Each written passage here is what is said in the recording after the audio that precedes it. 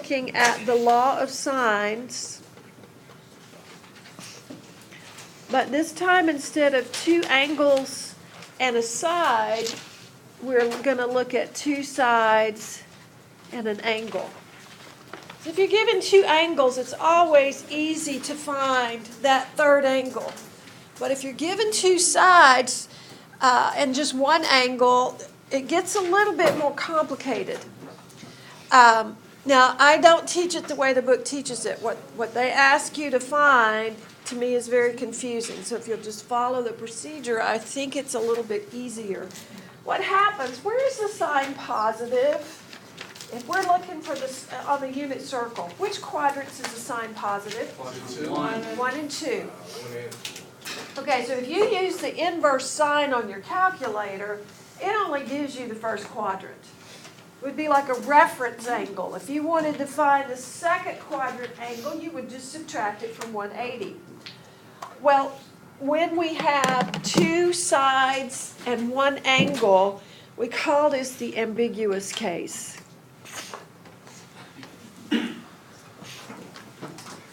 Because there's not always one solution.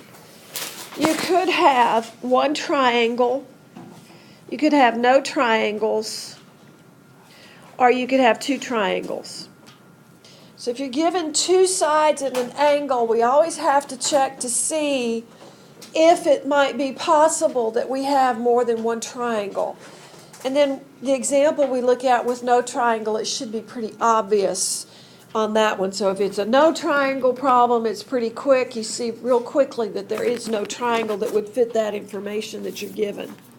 So let's just start with one triangle where we're given two sides and one angle. We're given side A is 22 inches. Side B is 12 inches. And angle A is 42 inches. Notice we do have the side opposite the given angle. So we can use the law of sines to figure out what angle B is. So let's check angle B. Remember the law of sines said that A over the sine of A equals B over the sine of B, or C over the sine of C. Or we could use those reciprocal forms.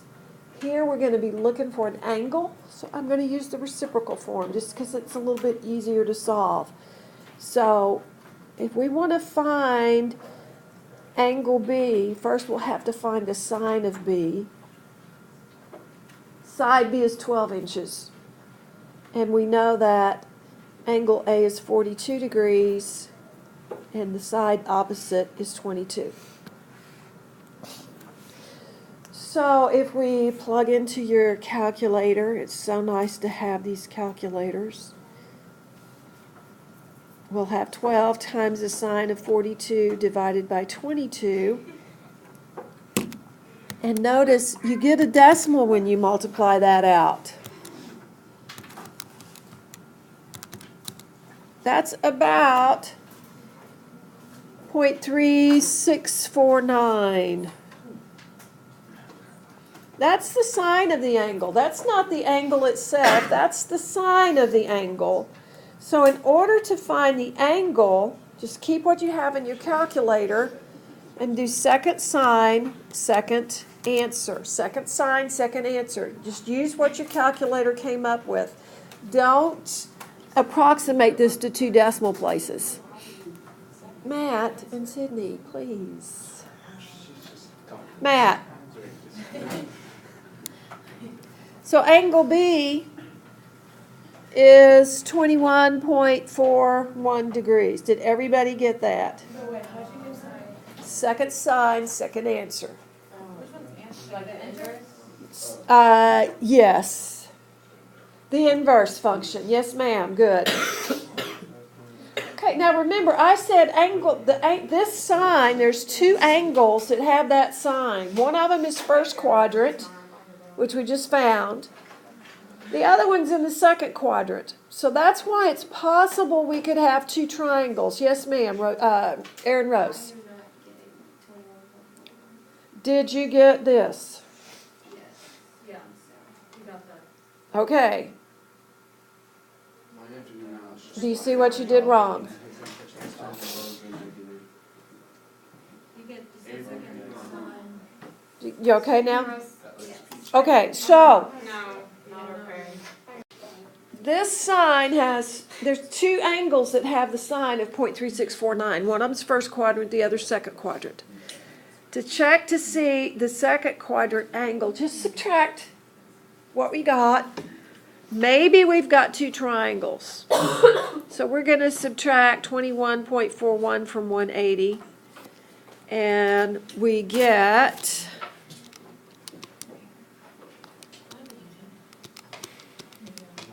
158.59. Okay, so the sine of 21.41 degrees is 0.3649. The sine of 158.59 degrees is 0.3649. Now here's what we have to check. If we add our given angle, if we add this angle to the new angle over here, if we add 42 degrees, is that going to be less than 180 or more than 180? It's going to be more than 180. So that means we have one triangle. Okay? When we added the original angle to the second angle that had the sine of 0.3649, we were over 180 degrees, so that means one triangle. There's another way you can figure it out, but I think it's harder to memorize the little formula than it is to just check it each time. So you just subtract it and then add what's given? We subtract the angle that we got from 180, because 158 degrees, 21 degrees, both have the same sign. Then we add your original angle to this second quadrant angle, the obtuse angle. And make sure, see how it compares to 180 degrees. If it's more than 180 degrees, you have one triangle. If it's less than 280 degrees, there's two different triangles that could fit the given information. All right, so we have one triangle. Now we can find angle C, which is simply 180 degrees minus the sum of the two angles we know. And so angle C is, if we plug that in our calculators, just so that we don't have to think quite so hard, 116.59 degrees. Did I type that in right? 160, we'll just do 10 to the nearest tenth.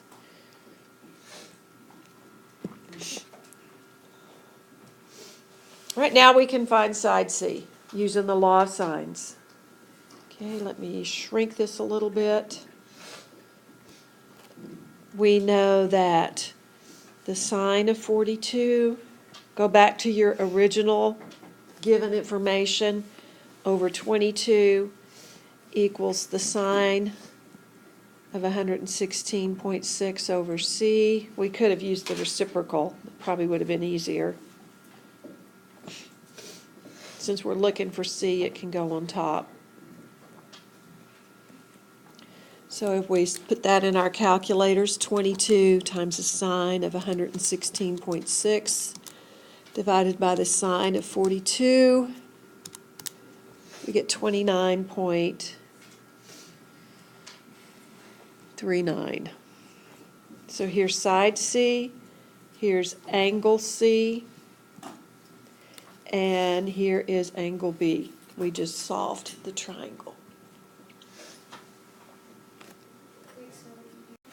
Okay, we're going to try another side angle triangle. Okay, side A is 15, side B is 25, and angle A is 85 degrees. As I said, in your book it gives you another way to do this, but I have a hard time remembering the formula and the comparisons. I find it's easier just to check every time to see if maybe you've got two triangles, because it's not hard to check. So What angle are we going to have to look for first?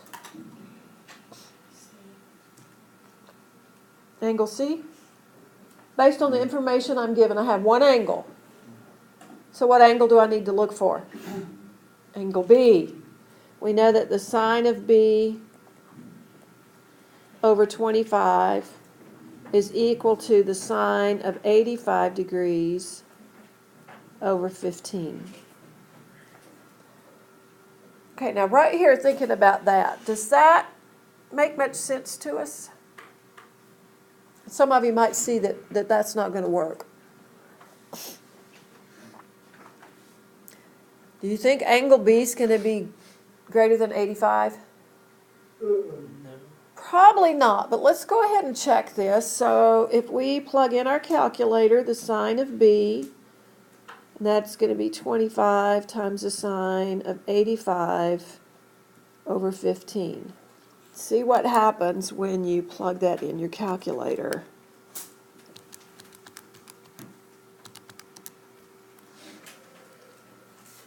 What do you get?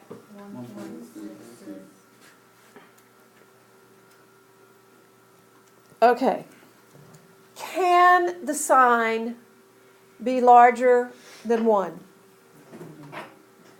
No, it can't be less than -1. It can't be larger than 1. In fact, if you, in your calculator, you've got that in your calculator, if you do second sign, second answer, you should come up with error, the domain error, because you can't have a value of the sine that's greater than 1, so that means there's no triangle that will fit that information. Because 85 degrees is most likely the largest angle, so the longest side has to be opposite 85 degrees.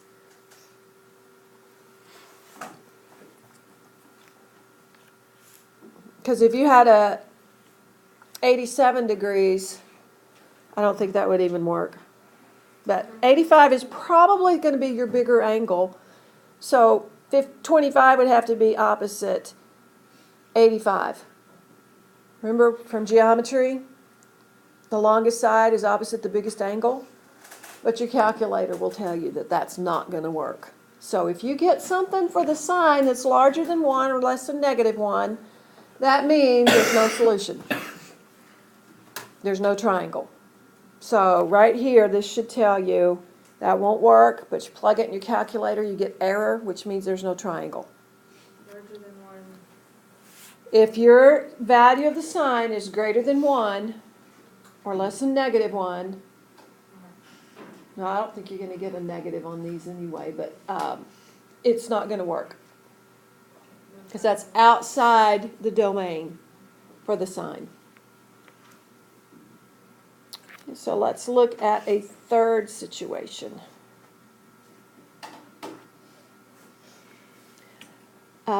Side A is 12 meters. Side B is 31 meters. And angle A is 20.5 degrees. Again, we're given side A and angle A, so we need to look at angle B. We need to find angle B. So the sine of angle B over 3 equals the sine 20.5 over 12. Multiply both sides by 3.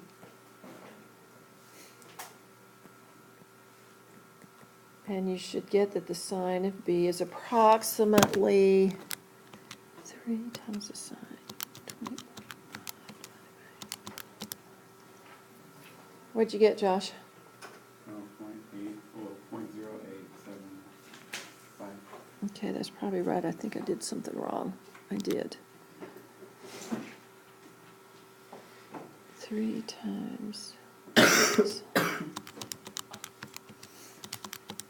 0.0875. Everybody get that? How do I get the angle? Second sine, second angle, second answer, and we get that angle to be about 5.02 degrees. Okay, so that's the acute angle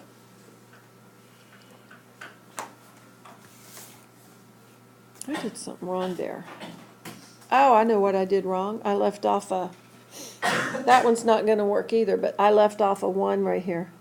Should have been 31 meters. So let's redo this with 31 meters. Because that would be one triangle, and I want us to do one with 2 triangles. So let's find that again.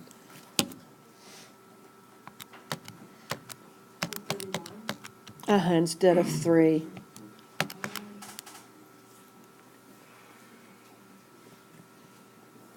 This time you should have gotten about 0.9047.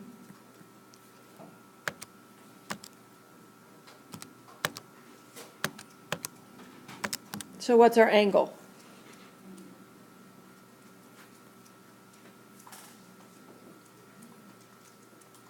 Error? No?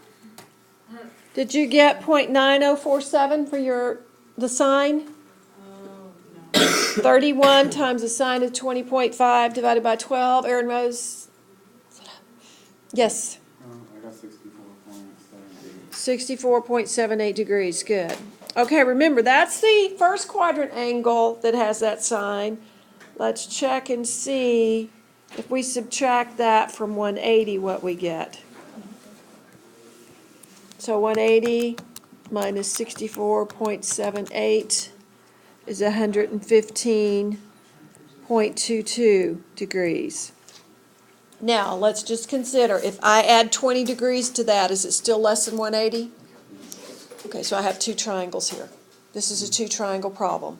If I add 20 degrees, it's still less than 180. So angle B could be 64.78, or angle B can be 115.22 degrees.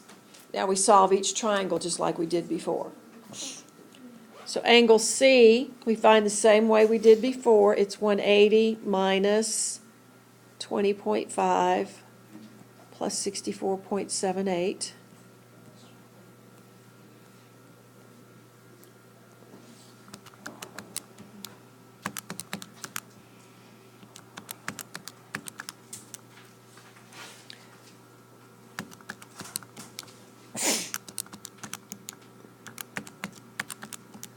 What do we get?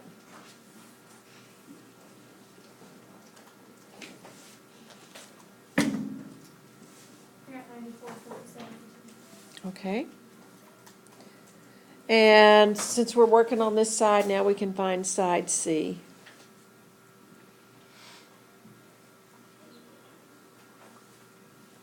And we'll use our given information, which is 12 over the sine of 20.5.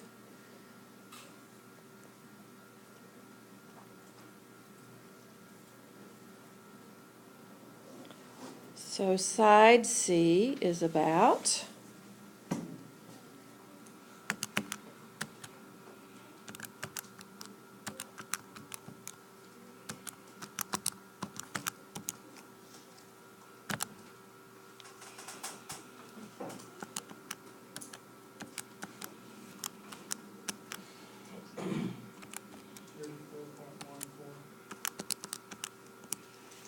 about 34.14 or 0.15, I think. Okay. So we've got that triangle solved. We've got this solution here and here. Now let's go work on the other triangle. We'll have 180 minus 115.22 plus our original.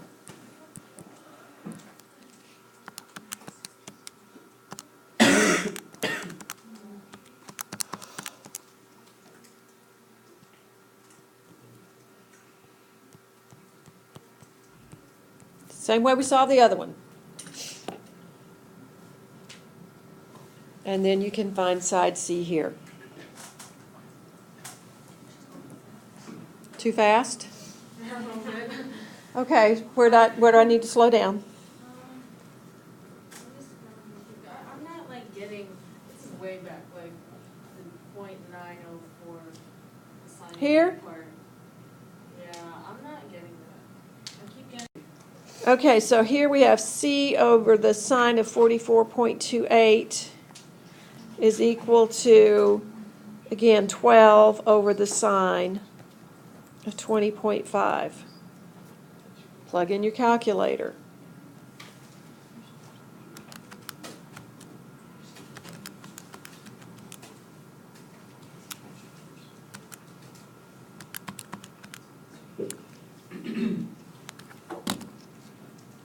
What do we get for C?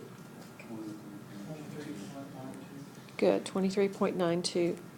So we have two triangles here. Two triangles are possible with the given dimensions. One with angle B 64.78 degrees and one with B 115.22 degrees. So we solve each triangle from there on down. Questions? Did y'all have any trouble with the area formula that I asked you to look up? Okay, good.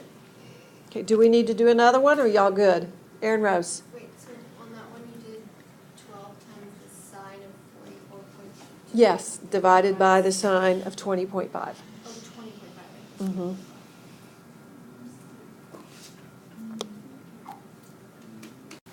Okay, so here's your assignment.